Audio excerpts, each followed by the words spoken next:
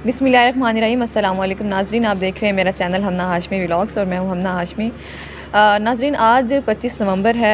ख़वातीन पर तशद्दुद के ख़ात्मे का आलमी दिन आज मनाया जा रहा है पूरी दुनिया में। वैसे तो हम देखते हैं ख़वातीन हर शोबे में हमें आगे दिखाई देती हैं, चाहे वो सहाफ़त है, सियासत है, चाहे आर्ट है, साइंस है, कुछ भी है। ख़वातीन हमें हर शोबे में मर्दों के मद्दे मुकाबिल काम करते हुए नज़र आती हैं।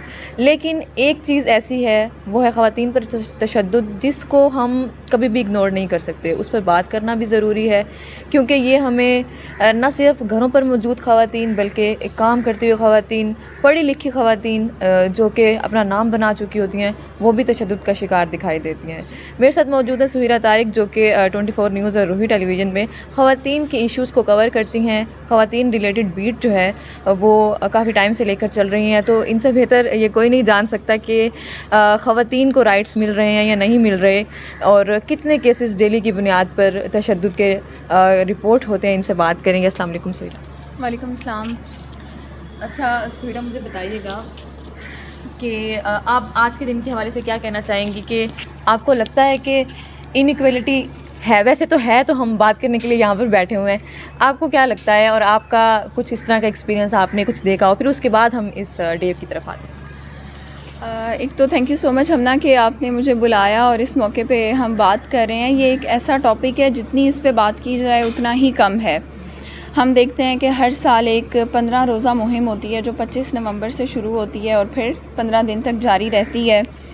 यूनाइटेड नेशंस ने इसकी जो संग बुनियाद है, हम कहेंगे, वो रखा था कि देखें, हम सिर्फ पाकिस्तान में नहीं, बाकी दीगर ममालिक में भी ख़वातीन के जो हकूक़ हैं उस पर काम करने की बहुत ज़्यादा ज़रूरत है। लेकिन चूँकि हमारा मुल्क मौशी लिहाज से, सियासी लिहाज से, हर लिहाज से ही जो है वो तरक्की याफ्ता तो कहीं से भी नहीं है ना। हमारे माशरे में इतने ज़्यादा इश्यूज़ हैं, और फिर एक ऐसा कंट्री जहाँ पे 51% से भी ज़्यादा ख़वातीन हैं, मर्दों की तादाद कम है और औरतें ज़्यादा हैं।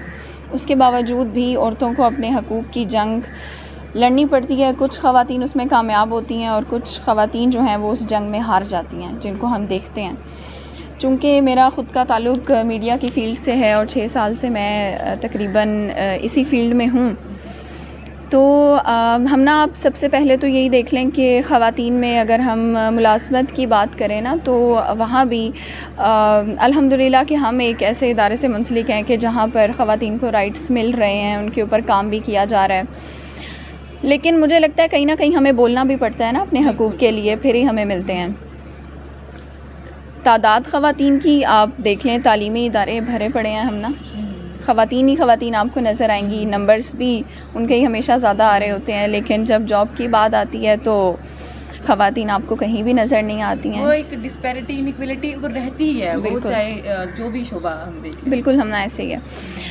ख़वातीन की तादाद, उनको बहुत ज़्यादा, एक मैं समझूंगी कि माइनॉरिटी ही समझा जाता है। अगर कोई ख़ातून जॉब कर रही है, वो अपने घर से बाहर निकलती है और फिर ऑफिस आने तक हर तरफ जहाँ पे मर्द ही मर्द हैं, तो बहुत से इदारे बने हुए हैं, बहुत से ऐसे NGOs काम कर रही हैं, उनको भी फिर फेमिनिस्ट का नाम दे दिया जाता है, एक टैग लगा दिया जाता है कि आप वुमेन कार्ड खेल रही हैं, इस तरह की बातें।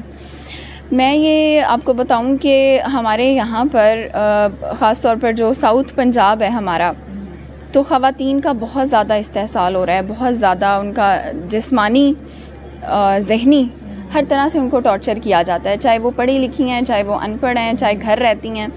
अच्छा, हमारे पास यहाँ पाकिस्तान में नहीं बल्कि पूरे एशिया का वाहिद इदारा बना हुआ है वॉक सेंटर। उसको यहाँ पे बनाने का मकसद भी ये था कि जो ख़वातीन के ऊपर जुल्म होता है, टॉर्चर होता है, उसकी रोकथाम हो सके, क्योंकि इस खित्ते में सबसे ज़्यादा केसेस थे। भी नेक्स्ट यही था कि पहला अदारा जो है वो वॉक सेंटर मुल्तान में है, तो आप इसको कवर करती हैं, केसेस होते होंगे, डेली बेसिस पे होते होंगे, तो एक अदारा बना दिया गया है, केसेस रिपोर्ट होते हैं, फिर भी कोई लगता है कोई कमी आई है इस तरह के केसेस में? नहीं, बिल्कुल भी कमी नहीं आई है, बल्कि बढ़ रहे हैं।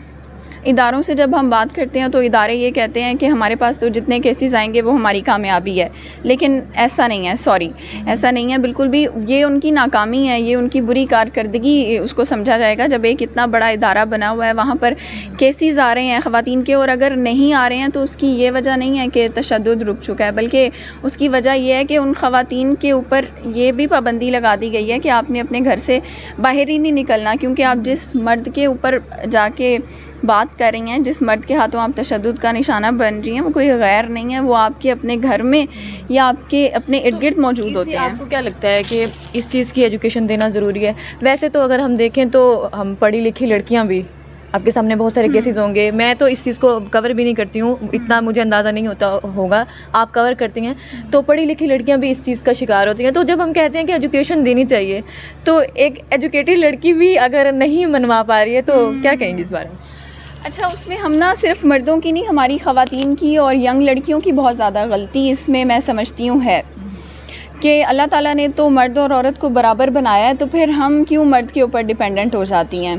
अगर हम अपनी जॉब भी ख़ुद कर सकती हैं, बहुत सी ख़वातीन उनके हस्बैंड्स जॉब नहीं कर रहे होते, वो अपना घर चला रही होती हैं, लेकिन उसके बावजूद वो जस्ट इस वजह से कि मर्द की एक महफूज उसके साथ फ़ील करती हैं, या आप किसी ना किसी चीज़ में उसके साथ डिपेंडेंट हो जाती हैं। और एक आजकल जो हमारा यूनिवर्सिटीज़ कॉलेजेस में हम ना एक कल्चर चल पड़ा है ना कि आप डिपेंडेंट हो जाते हैं मर्द पे, तो वो औरतें जब तक उस रिलेशनशिप में रहती हैं वो टॉर्चर ज़हनी जिस्मानी हर तरह का बर्दाश्त करती हैं। कहीं ना कहीं वैसे ऐसा होता है, बिल्कुल ऐसे ही कि इस चीज़ का वो अपने आप को खुद ही आदी बना लेती हैं, इस टॉर्चर का या इस चीज़ का, क्योंकि वो एक माइंड सेट के साथ चल रही होती हैं, क्योंकि उसको तो चेंज करने की ज़रूरत ही कोई पेश नहीं आई कि आप खुद भी अकेली सफिशिएंट है, इनफ है, आप अपने लिए सब कर सकती हैं। यही तो बात है कि हम, अगर मैं अपनी भी बात करूं तो हम अपने आप को यही हमेशा से हमारा ब्रॉटअप ही ऐसे किया गया है कि आप लड़की हैं, आप कमज़ोर हैं, आप चार मर्दों में अकेली चल के नहीं जा सकती हैं, आपको मर्द का सहारा चाहिए होगा। और हमारी फिर लड़कियां जो कि तालीमी मैदान में और हर जगह मैं समझती हूँ बहुत ज़्यादा स्ट्रॉन्ग हैं, बहुत आगे जा रही हैं, लेकिन वो जब हम एक मर्द पे डिपेंडेंट हो जाते हैं ख़ुद से, अपनी ख्वाहिश से, तो वो फिर हमें ज़हनी जिस्मानी और हर तरह से टॉर्चर भी करता है। और इसी तरह के केसेस आप देखें, पढ़ी लिखी ख़वातीन के केसेस बहुत ज़्यादा रिपोर्ट हो रहे हैं। साइबर क्राइम कितना ज़्यादा बढ़ चुका है, उसकी क्या वजह है? यही वजह है कि एक औरत मर्द पे यकीन करती है, हर तरह का यकीन कर लेती है, और फिर वो एट द एंड ब्लैकमेल हो रही होती है। अच्छा, आपको क्या लगता है कि पढ़ी लिखी लड़कियां अगर इस चीज़ का ज़्यादा शिकार हो रही हैं, तो इसका ये मतलब है कि अवेयरनेस जो नॉलेज है कहीं ना कहीं उसकी एक्सेप्टेबिलिटी नहीं है, कि अगर समझे मुझे अगर किसी चीज़ की अवेयरनेस है तो मैं उसके ख़िलाफ़ आवाज़ उठाऊंगी तो मैं मतलब एक्सेप्ट नहीं किया जाएगा मुझे, या मैं ज़्यादा परेशानियों का शिकार होंगी। ऐसा लगता है कि इन कंपैरिजन के जो घर पर रहती हैं, जिनको नहीं पता है। अच्छा देखिए, लड़की भी अगर इस बारे में बात करती है तो उसको बुरा समझा जाता है कि ये ख़राब लड़की है, ये इस तरह की बातें कर रही है, करैक्टरलेस है, ये बातें। तो ये भी तो एक तरह का तशद्दुद है ना, इससे बड़ा क्या तशद्दुद होगा कि आपको जो बुराई आप में नहीं है, आपके ऊपर वो उस तरह के पॉइंट्स जो हैं वो आपको मारे जा रहे हो। घर में रहने वाली ख़वातीन भी महफूज नहीं है, हम ना घरों में भी ख़वातीन के साथ यही सब हो रहा है। मैंने ये देखा है बहुत से केसेस में, अपनी पूरी ज़िंदगी 30-40 साल की शादीशुदा ज़िंदगी में वो अपने शोहर की मार पीट सिर्फ़ 2 रोटियों के लिए बर्दाश्त कर रही होती हैं कि इसने हमें सुबह और शाम 2 रोटियां देनी है, सिर्फ खिलानी है। तो आप वो ख़ुद भी तो कमा सकती हैं ना, जिनके शोहर ड्रग्स यूज़ कर रहे होते हैं, नौकरी नहीं करते, शराब जुआ इस तरह की बुराइयां तो बहुत आम है ना हमारे माशरे में। तो उनकी बीवियां ये सब कुछ सिर्फ़ इसलिए कि हम अपने शोहर के घर बैठी हैं तो वो ये सब बर्दाश्त कर रही होती हैं। कहीं ना कहीं मैं तो सुहेरा ये समझती हूँ कि अगर हम किसी पे तशद्दुद हो रहा है या कोई प्रॉब्लम का शिकार है, तो वो लड़की अगर किसी को बताती भी है ना, अपने माँ बाप को बताएगी या घर पर बताएगी, तो वो कहते हैं चुप रहो, बर्दाश्त कर लो, तुम्हारी उसके साथ शादी हुई है, बच्चे हैं। वो ऐसा कभी भी नहीं होता कि ये बताया जाए कि तुम इनफ, तुम अपने लिए सब कुछ कर सकती हो। ये टॉपिक तो वैसे बहुत लंबा है, इस पर बहुत बड़ी बात हो सकती है, लेकिन सुहेरा ने इसको काफ़ी एलेबोरेट किया, इसको बताया कि और मुल्तान के हवाले से भी डिस्कस किया और मुल्तान का अदारा वाक सेंटर जो इस हवाले से बनाया गया उस हवाले से भी बात की। ज़रूरत इस समझ किया कि ख़वातीन को खुद मुख्तार होना पड़ेगा, अपने लिए काम करना पड़ेगा, इंडिपेंडेंट सोच रखनी होगी और इस चीज़ को माइंड से निकालते हुए कि कोई आएगा और हमारी हेल्प करेगा और किसी के आने से हम आज़ाद होंगी, महफूज होंगी। आप अपने लिए सब कुछ खुद कर सकती हैं, आप आज़ाद हैं और आप अपने जो डिसीजंस हैं वो भी खुद ले सकती हैं, क्योंकि अगर आप पढ़ी लिखी हैं, आप मुस्तकबिल में काम कर रही हैं अपना और अपने आप को लेकर चल रही हैं तो आप कुछ भी कर सकती हैं। आज की इस वीडियो से मुझे इजाज़त दीजिए। अल्लाह हाफ़िज़।